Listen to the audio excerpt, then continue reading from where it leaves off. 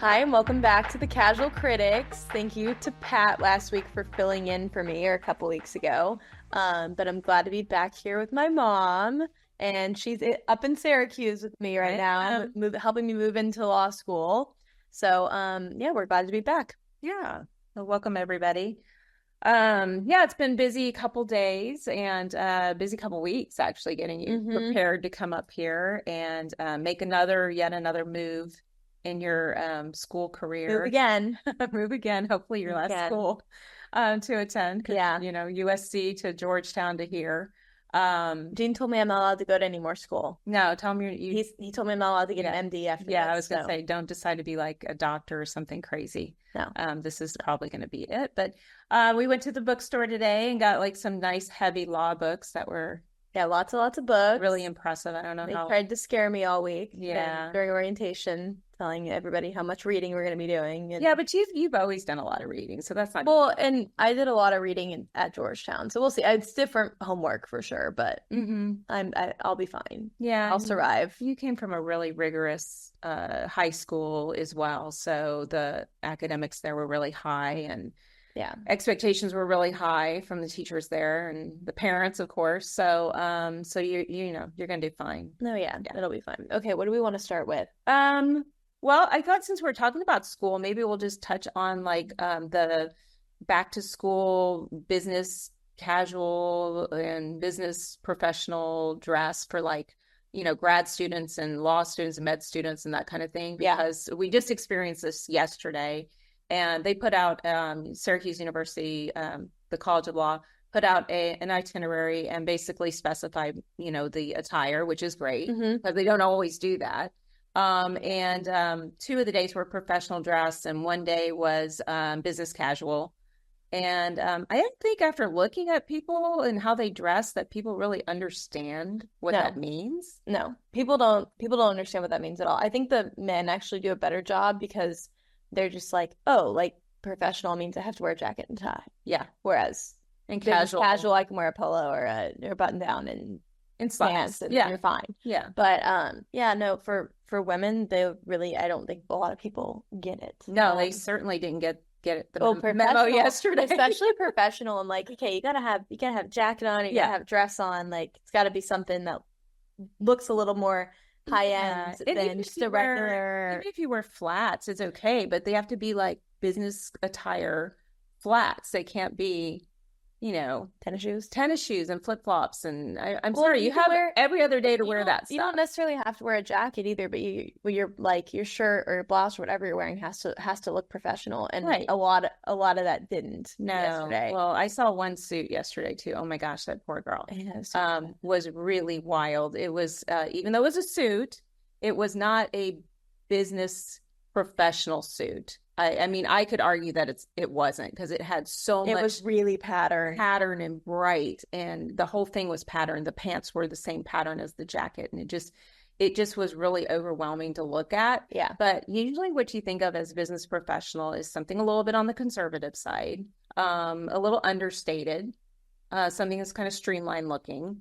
And it doesn't have to be matchy or just muted colors. I mean, you can put a bright, pretty red blouse or something underneath a or you black suit or navy suit. You can wear a bright suit. It just has to still look well. That one girl in the red suit looked great. Yeah, and she had on like a little black like tank with it, and then she had all red on, and that was fine. Yeah, that was fine. I saw another girl in a green suit that was like dark, not like army green. It was like a pretty bright green, but it was darker green, and she had black on underneath. And I didn't see her. It looked good. I liked it. And like, but they had some people too that were in like, kind of like a sundress, but it was a very casual. I don't know if you saw her. Super casual. I don't think I saw her. Light blue and white, very gauzy looking.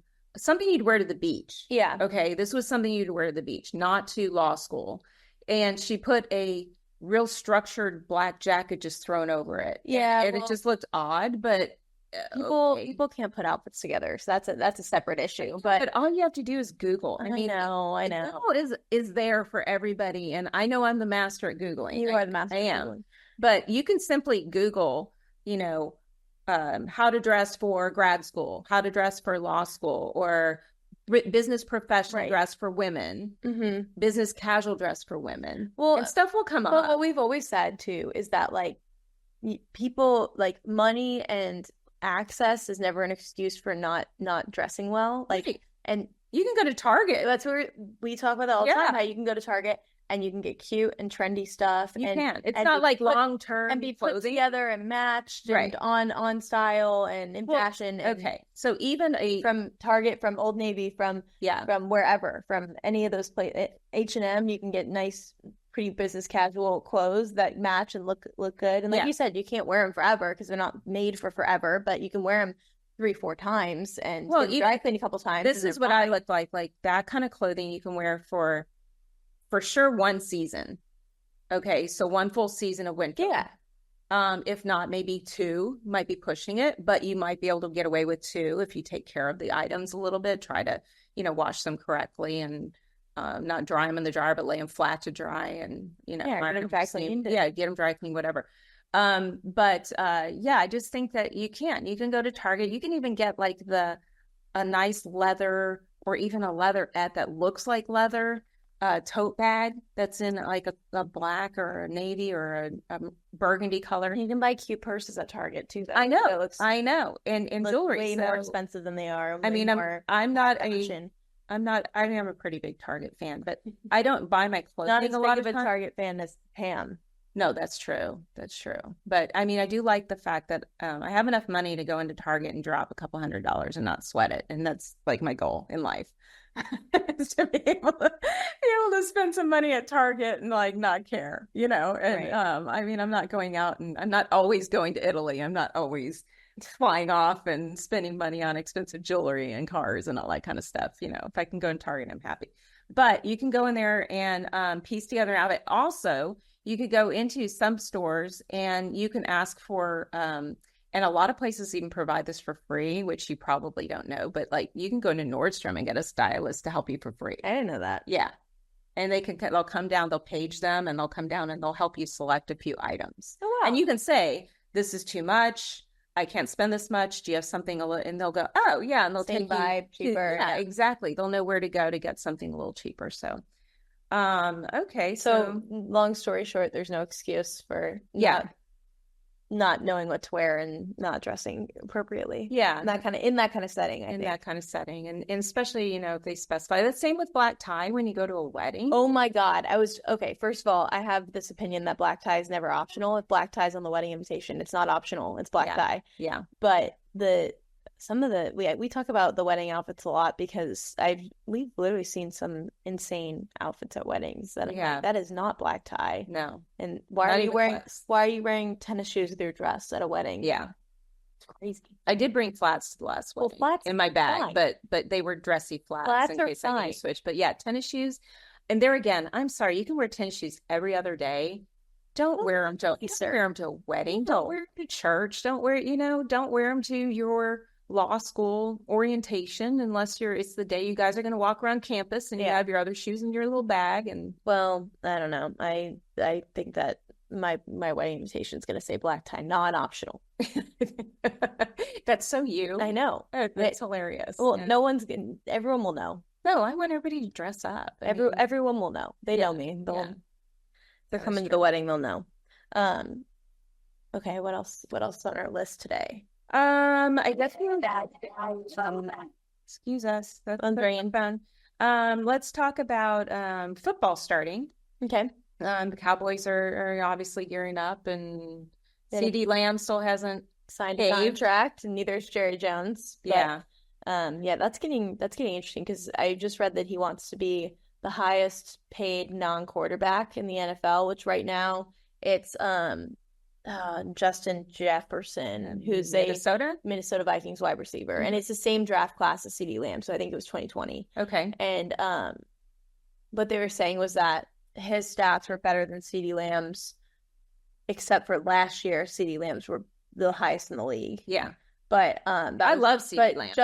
Justin Jefferson had a hamstring injury, and so he didn't play as many games as CeeDee Lamb did. Oh, gotcha. Okay. But I mean, CeeDee Lamb's was leading the league in I think in passing or in yards for a wide receiver. Well, CeeDee But Lamb is a great player, and he is. I love his energy and everything. But okay, so he wants to be the top non-quarterback player, Well, they were top saying, paid. yeah, And what is that? 35 million, 30, 38 million? 35 million a year is what Justin Jefferson gets paid. So, Okay. and his agent just negotiated a deal for one of the Philadelphia Eagles wide receivers who's not as good as CeeDee Lamb, Okay. and he got 32 million a year. No. So What in the world? So CeeDee Lamb's agent's basically not going to take under 32 for CeeDee Lamb. Yeah, because his stats are better. His stats are better. Yeah. He's better. He's best wide receiver in the league, arguably right now. So that's going to be an issue. But what they were saying is that makes it difficult for Micah Parsons' contract extension, because he's going to want to be the same thing, get paid like a top non-quarterback player now. Yeah, they'd have to probably match exactly CeeDee Lamb. So that's where the issue lies, I think. And Jerry Jones had just said that there was no rush or whatever, there was no pressure on him to get it done fast, kind of thing. And after that, CeeDee Lamb took Cowboys out of everything on all of his social media. Oh, and Jerry Jones kind of went back on that later. Okay. And it was like, well, I was just saying because we got 4 weeks till regular season. Like, that's the only reason I said it like that, kind of thing. And I'm like, no, his PR team's going, don't mess this up. Yeah. Yeah. I just don't know when that became like the most important thing. That's even though Dak got paid a lot, obviously, with his extension, his contract. Got paid a lot. He did. At the time, it was the biggest contract in the league. Yeah. But to me, I mean, as a player, I get that you want to make money, you want to get set for your future. Your career is also very short. He's already set. He's already making $18 million a year. No, I know. CeeDee Lamb is. Yeah. But what I'm saying is, like, when did that become the main goal, is to be the top paid, instead of, I love this team, I want to stay here, I think we can win. I die. I think we can win a Super Bowl. I think we can go all the way with this team. We have synergy. I just think there's a little bit of a mixed message in there that is a little confusing. Well, it's similar to college basketball and everybody trading around constantly and playing for all these different teams. Yeah, like where money's the main factor, and there should be a mix. Your draft prospects the main thing, and not winning with the same team and building stats the same team. So I don't know. I hope they get that deal figured out, because I would hate for us to lose CeeDee Lamb. I would too. I would hate that. Yeah. I think he said is that it would cost him like an 18th of his salary every match he misses or game he misses. So didn't you say $1 million? His contract is $18 million, so an 18th of his. No, I don't know. Yeah, I think that's what it came down to. Gotcha. The other thing is, well, since you're in upstate New York now, we'll have to catch a Bills game, because we're both kind of Buffalo Bill fans. I'm a fan of their quarterback. I know you are. He's very cute. Josh Allen is very cute. Well, he's not just cute; he's good. He's very talented too, for sure. And I guess the Bills thing, like, some of the fans throw themselves on pregame tables. Is that right? On the they tailgate, and they throw themselves on folding tables. It's hilarious if you look it up on TikTok. It's hilarious. You like the videos because Mom thinks it's funny when people get injured in videos. I do. I don't know why. Somebody gets pegged with something and start laughing. It was something, or they fall, people that fall, that was her category of America's Funniest Home Videos that she thinks is funny, and that's what we always send her. Well, even when Robin Williams hits the guy with the lime and in Doubtfire. Yeah. Miss Doubtfire, that was, to me, one of the funniest. So Mom likes when people fall. I do. I do. But yeah, it must be a character flaw. It is. That's okay. But so we need to go to the Bills game. We got a tailgate, but Dad doesn't know that yet, but we'll break that. Yeah, he'll be fine. He'll wrap his brain around that. So let's go into Shenyang.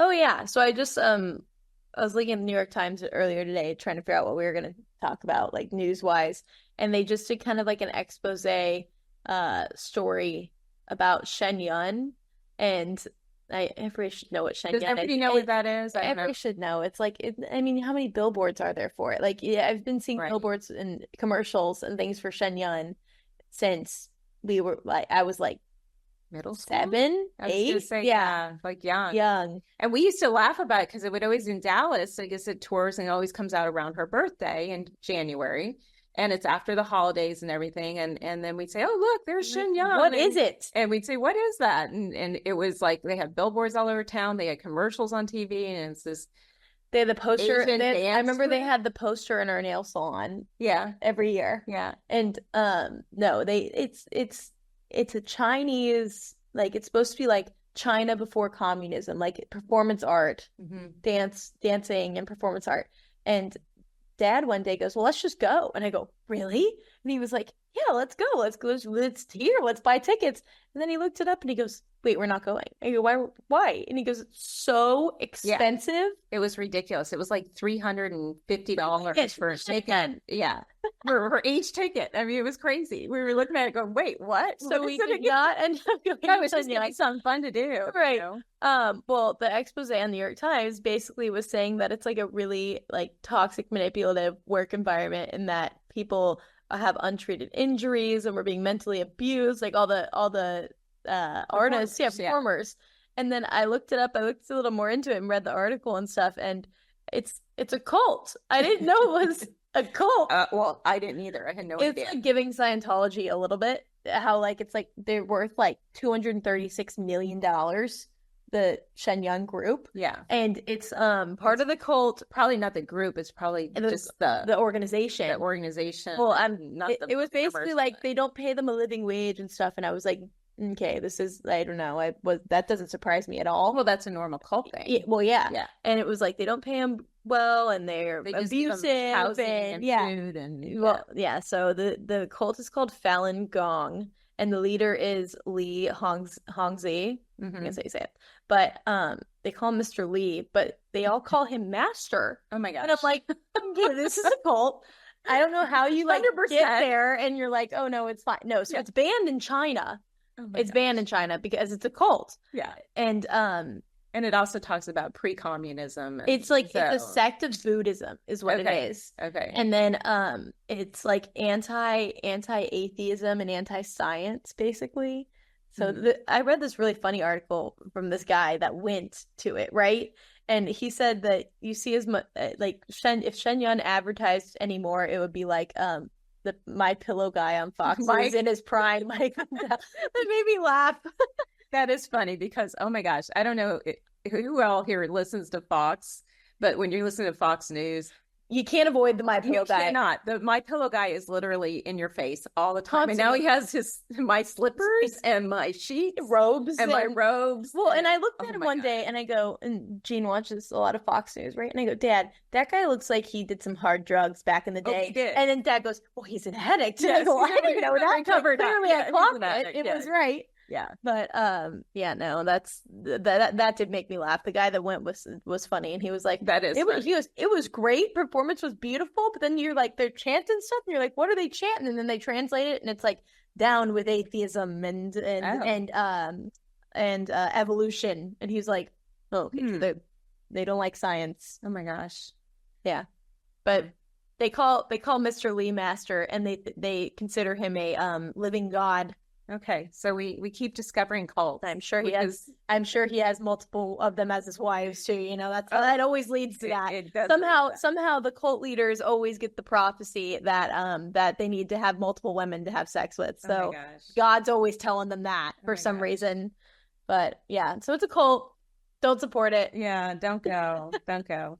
And plus, like we said, the tickets are ridiculously high. They're abusive to their No, don't go. They told him that if they perform badly, that all the audience will go to hell. They'll go to hell. I read that too, and I was like, "Wait, what?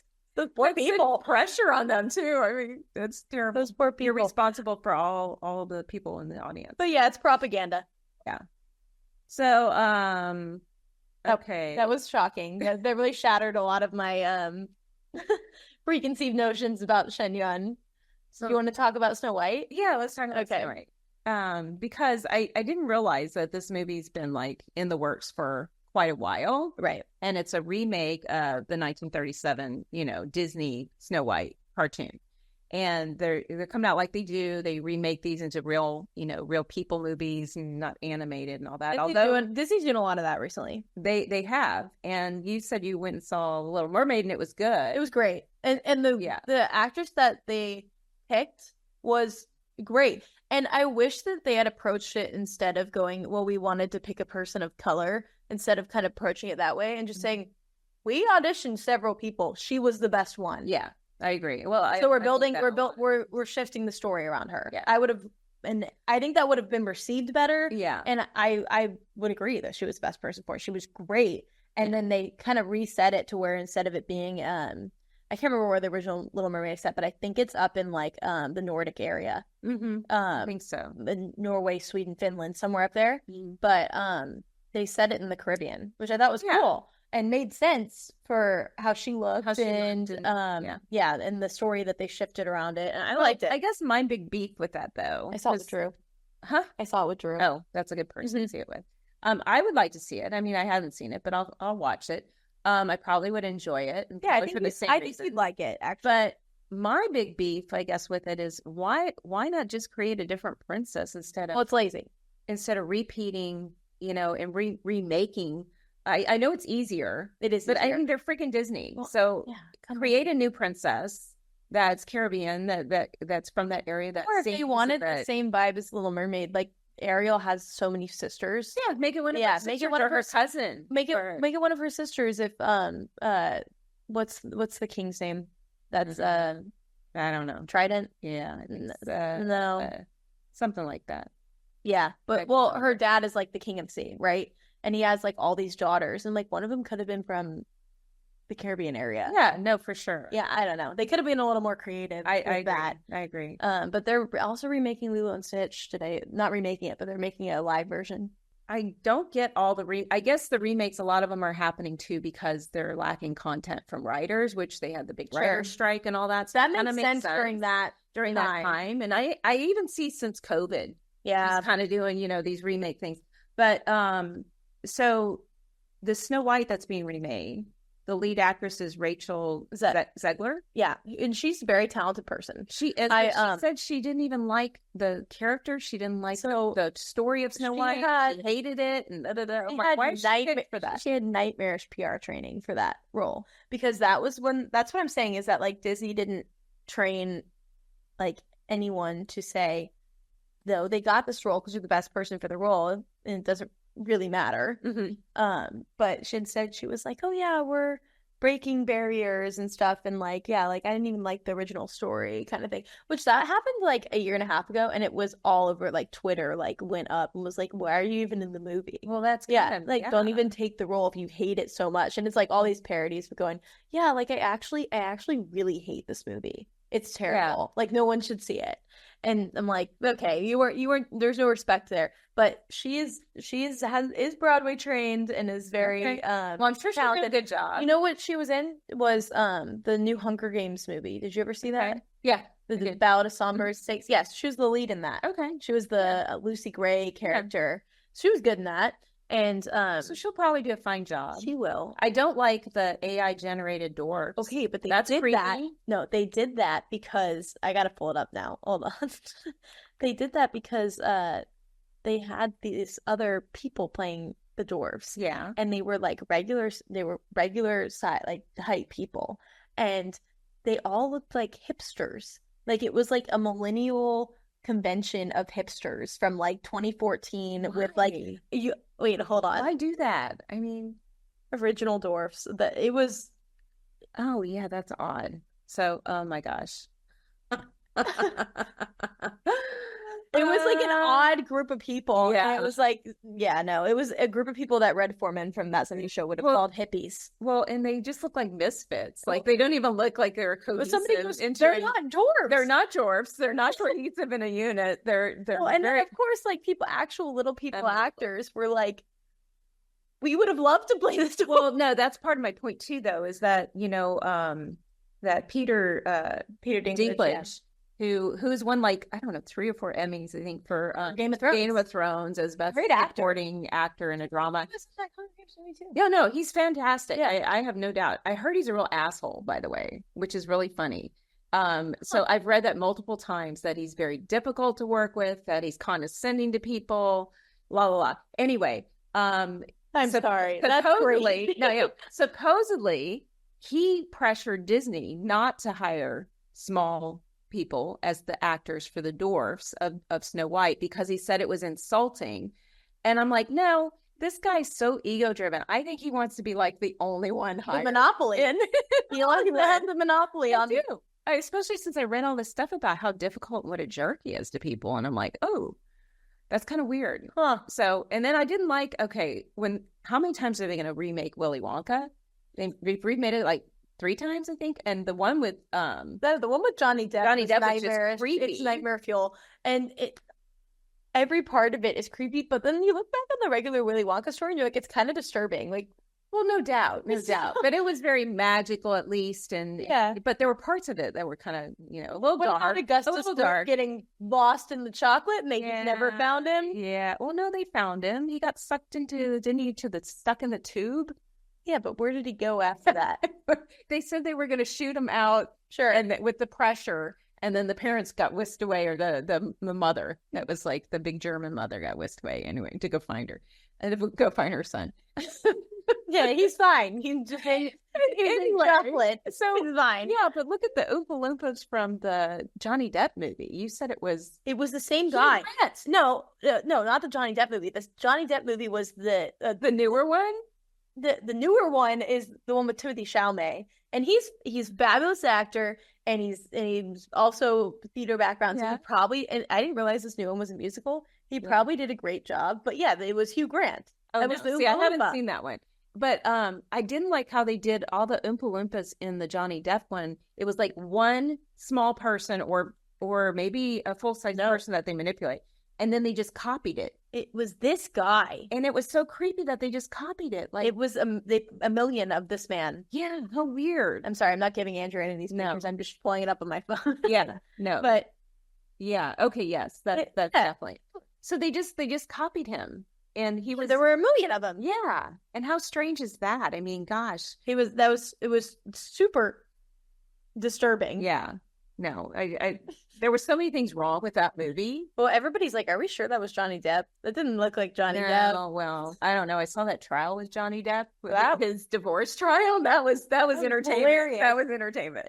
I like when he was like laughing. Oh my gosh. And he would just laugh at her. And I'm like, I don't know. Maybe all that trial did was make Amber Heard look like a bitch. It did. It totally did. But also, Johnny Depp was so annoying during that whole thing that I used to kind of like him as an actor and everything.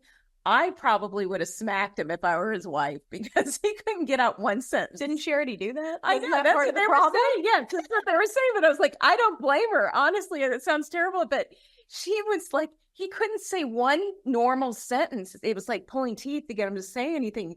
And I was like, oh my God. I think that's why she was beating him? Yes. 100%. That's what happened. That's what happened. She just figured out what she was married to and said, oh my gosh, I can't take anymore. She seemed like a horrible person. She does seem like a horrible person, I gotta admit. But yeah, I don't think I could be married to him either. But he was disturbing in the Wonka movie. Yes. And then now Hugh Grant is in the new one. New Oompa Loompa. And he said he hated it. I read a little thing about him and he said he hated the role. He hated doing it. Why did he think it? He said he was, what did he say? It was like a crown of thorns or something. He was so really which is so dramatic. So overly dramatic. Thorns. Yeah. So it was kind of funny that, I had to see that though, just at least a couple clips of it just to see it. I don't see the Wonka movie? No, I'm not going to see the movie. I just want to see him as the Oompa Loompa because that fascinates me. That again, why did they do it like that? I don't know. That's just weird. Yeah. So let's see. What else do we got to talk about today? Let's talk a little politics. Sure. How about Kamala Harris on the front of Time magazine? For the interview that she refused to do? Yeah. So Time magazine, I used to want to work for Time when I was younger, when I was writing a lot. And I thought, that's like the ultimate for me to work for either GQ or Time magazine. And now they couldn't pay me to work for them because the magazine is so crazy liberal, skewed one way, and not the balanced publication that it used to be way back when.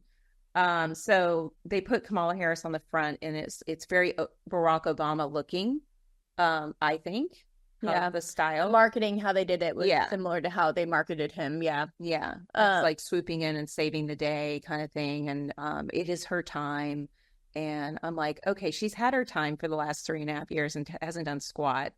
Yeah, the thing you said where you're like that it's been all over Twitter and all over TikTok and stuff, but where they're like, does she forget that she's in office right now? That Yeah. she could do it now. Yeah, she's saying, well, I'll do this on day one. I'm gonna Do it now. give a tax credit, and on day one, I'm gonna reform this or reform that, or we're not gonna charge tips on for service people. That was just Trump's Trump idea. campaign, one of his campaign on his platform. But and why not say, hey, I agree with my opponent on this particular thing, and we're not going to. So don't let that convince you to vote for him, because that's not a reason to vote for him. I'm going to do that too. And that's the way she should have approached it. But it's like they can't give Trump credit for anything. No, God forbid. Yeah. So anyway, Kamala wouldn't even participate with Time Magazine for the interview, yet they showcased her and made this beautiful, gushed out presentation to her that just she hasn't talked to any media yet. No. Not one. What did I say? I go, she won't do an interview until after the convention. Yeah. 1,000%. Yeah. Won't talk to anybody until after she's officially nominee, and only 80 days or something left to the election. Like, she's gonna wait. Well, it's the basement, politics book 101 that they're learning, which is, just stay hidden. Right. Don't say anything, and don't make it worse. Don't make there a reason for them to talk about you in a negative way. I'm just glad that I should say basement politics 2.0. Yeah. Because that's more accurate. I was gonna say, I think that I'm just glad that they both agreed to the debate, and that both VP presidential candidates agreed to the debate. Mm-hmm. So I think that can only help Trump, because Kamala's insane, and Trump, granted, has his flaws on talking, yes, but Kamala can't answer a question. No.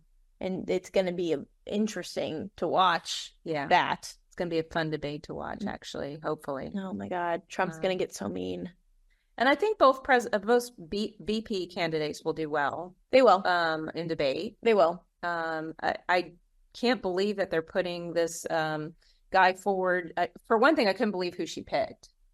She picked him because Nancy Pelosi told her to. I understand that, but I still don't think. But I don't know why. Out of the group. And Nancy Pelosi is usually a pretty good political strategist. Yeah. I don't know why that was the choice. And like, I was talking to one of my friends, and she was saying that because he's Minnesota, like he'll do well in the Midwest too. Just like, yeah. But I'm like, but also like Wallace didn't do anything for his state during COVID. He shut everything down. There's just a lot of easy things about him that are easy to pick apart. Like them destroying Minneapolis after George Floyd and the Black Lives Matter situation and all that. They destroyed Minneapolis. He wanted to defund the police department. I'm like, people are focusing on how the Republicans hate that he gave kids free lunch and free breakfast at school. I'm like, I saw a TikTok, the guy goes, and he clearly didn't agree with me on anything else, but he goes, our money funds wars in Yemen. So I'm good giving them breakfast. Yeah, give the American kids breakfast. American school kids breakfast. Yeah. That's fine. I'm fine with that too. I don't agree with that. I think it's odd that he put resources into like putting tampon machines in boys' bathrooms in Minnesota. I didn't know it was a men's bathroom. That doesn't make sense. Yes, it's men's bathrooms because of the gender of fluidity kind of thing. Yeah. That I didn't agree with, but he also he's really bad on taxing, and there's so many things that his state is not doing well. Well, I saw too a clip of him kind of criticizing JD Vance. Yeah. And I'm like, and it was almost like saying JD Vance doesn't want to, isn't a tough guy, doesn't want to go do something. And I'm like, he was a Marine. Yeah, he was a Marine. He deployed as a Marine. And he deployed.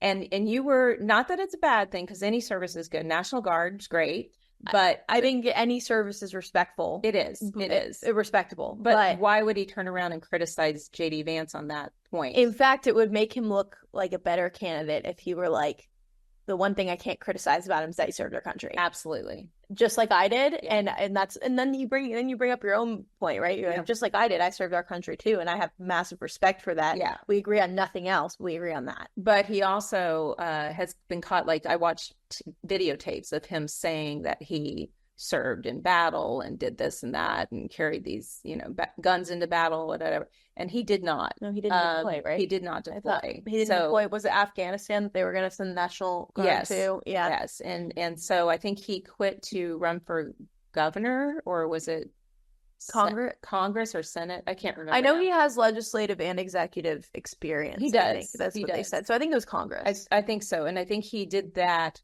right around the time, like he quit right before he was supposed to be deployed. Yeah. And so his whole group got deployed without him. Yeah. Which a lot of them have openly criticized him for, which I get. And everybody's got their own reasons. It might have just been a really weird timing factor. So it could have been not intentional that he didn't go, but the point is, like, why are you criticizing then JD Vance for his service or not being a tough guy when he was a Marine? Just kind of leave that alone. I can't remember exactly what he said, but it was an odd clipping. Yeah. And, I saw on Twitter too that people are like, well, I think he thinks saying damn a lot makes him sound tougher. I'm like, he totally does. No, I know.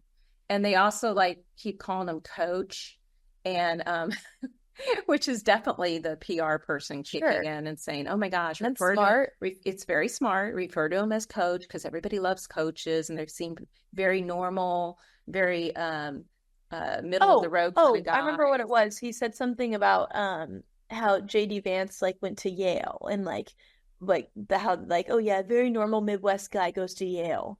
And I'm like, I'm sorry, are we criticizing people for being educated now? Because that's one thing I don't think you should criticize. Yeah, not only that, that's like we found out what Beto went to Columbia. Beto. I mean, Beto went to Columbia. Well, I'm like, okay, if you're going to criticize him for going to Yale, criticize every politician. Well, that's what I'm saying. Almost every politician, not every politician, that's gone, obviously, the Ivy League institution. So many have gone to Ivy and MIT and Princeton. Yeah, a lot of them have gone to Princeton and Columbia, and that's not something to focus the criticism on, for sure. Well, yeah, what are we going to start criticizing Kamala Harris for where she went to undergrad or law school? And no.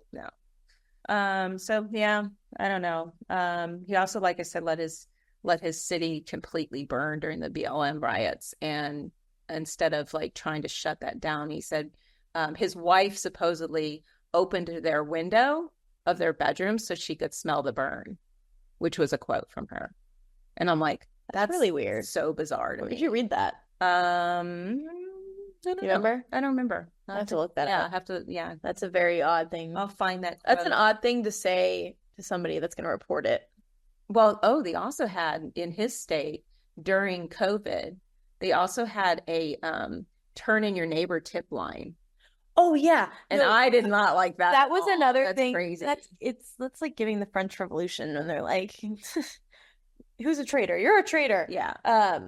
But no, he keeps saying that's none of your damn business about abortion and all that, which I agree with. But then it contradicts. He's like, in Minnesota, we let people do what they want to do, and then I'm like, no, you didn't. What you did was you approved them to put in these tip lines where the neighbors could tell on each other, and they didn't even need proof, which is insane. And the recording, I heard the recording of it the other day, which was funny. They played it on one of the stations, and it was this is the Minnesota hotline. Go ahead and leave your name and number, or if you want to be anonymous, leave, just tell us, and then leave the person who's violated the stay-at-home orders, their name and where they violated it after the tone. And I'm like, oh my God. I am not one to tell on people. That is just one of my biggest pet peeves. Mind your own business. That's so big. Brother. I believe in karma. It is Big Brother, and I also believe in karma. Karma will get you anyway. So no one likes tattlers. No, and that's exactly what it is. And that's what I told the kids I babysat when they would try and tell on each other. Yeah, and you go, okay, I can see it. Yeah. No, that's wow. Yeah, well, it's going to be interesting. I'm glad they're debating. I'm glad Kamala and Trump both agreed to debate, and I'm glad Trump did too, because I'm like, I was worried about that just because he was saying he wanted to debate on Fox, which I get because he did the last one on CNN, and Yeah. he went by all of their rules. and he only agreed to the debate with and he was respectful to the moderators. Yeah. And he only agreed to the debate on the terms that Biden was going to be the candidate, and now it's not Biden. You get to renegotiate. I get that, but I'm just glad that that's going to happen because I think that'll only help Trump, actually. Well, as long as he doesn't focus on her race or gender. Yes, because that's at this point, who cares? No, I agree. He could win just on the policies if he just focuses on the policies. I hope that's what they're telling him at all. Just solely on the policy issues, and her policies and how they don't, match up to what she's saying. She's the most radical candidate the Democratic Party's nominated in a long time. She's and like I would have rather personally have had Bernie Sanders, but I've been saying that since Joe Biden got elected. Yeah. Well, at least kind of know what you get. You see what you know what you get. Yep, for sure.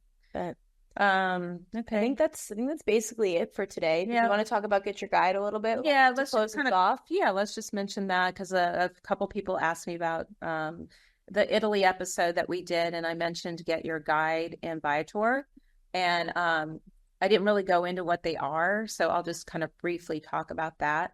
But Get Your Guide was something we used to book some of our private tours and some of our skip the line type tickets. And it's great service, by the way. It's owned by a Berlin company, which I was kind of really surprised by that. And then Viator is an American version of that. I only used Viator, I think, for one, and I can't remember which one it was actually. I don't remember which one it was, but I think I used it for one. But I used Get Your Guide the most because I found that it was easier to use, a little bit easier for me to use, and that it had some of the things in that we wanted to do while we were there. Mm-hmm. And it might be because it's based in Europe that it catered more to more things to do there. I don't know. But both of them, you can let's say you wanted to go to New Orleans, you wanted to book like a jazz boat cruise or something like that. You could do that. You could do a skip the line in New York City for the Empire State Building. So it's not just European things. Obviously, you can do things in the U.S. But every tour we did in Europe was honestly great. They were great. And also, I thought a big deal was that every tour we did, they were set up for us to speak English with them. Which I thought was very, very impressive too. Well, when I booked it, it said, "What language do you want?" And so I put English on there, and they were. But good. they weren't just like competent in English. They were fluent. They were fluent in English and could talk about the entire history of the place in English too. It was yes. I thought that was impressive. Good. I also liked the app, and it was very easy to cancel one of your excursions, one of your trips, tours, whatever you picked. You could easily cancel it you had to do it within, I think, 48 hours of your activity. Yeah. So you don't have somebody hanging and waiting for you, whatever. But they wouldn't bill you until then too, which I love. They didn't bill you in advance, like right when you booked it. They billed you like 2 days before your activity. After you can cancel it anymore. Yeah, exactly. After the cancellation period was over. And the app was super easy to use. They also gave you like a phone number to communicate with. And you could text on that to someone and ask them a question, which I did once because I couldn't find something where we were meeting up with somebody. We were running late. It was what it was. We were running like 5 minutes behind. And I didn't want that to be an issue. So I texted on that phone number and said, just can you let our guide know that we're running 5 minutes behind. Right. And they answered back. And so it was like perfect. Yeah. So it was very clear on where to meet, what was going to happen, and everything was priced, accordingly to whatever you were going to do. Because you could find like 3 or 4 different types of tours for, let's say, the big cathedral in Milan. Right. And you picked whichever one you wanted. There was like a lengthier one, and there was one that went up on the terraces. There was one that didn't, which was a little less expensive if you didn't go up there. And, just kind of pick your poison. But they were great. So yeah, if anybody else has any more questions, I'm sure you can, again, go on their site or Google them and you can get more information. So, all right. Yeah. So I think that's it for today. Thanks everybody for joining us. And you can find us on a lot of different podcast platforms like Spotify and Apple Podcasts, just to name a few. And then you can also find us on YouTube if you want to see the video version. If you want to see our faces, yeah. Yeah. Yay. And we're working on getting some social media up, so that'll be done soon. Yeah, that'll be done soon. That'll be a next step. And then we're also going to start including some reviews on different restaurants and stuff, or different, maybe we go to a show or a different type of activity. So we'll do some reviews. And once our social media is up, we'll have a form on there that if anybody has any topics they want us to talk about, you can submit them. Love suggestions. Yes, we love suggestions. Mm-hmm. All right. All right. Well, this has been the Baker Take. Thank you for joining us.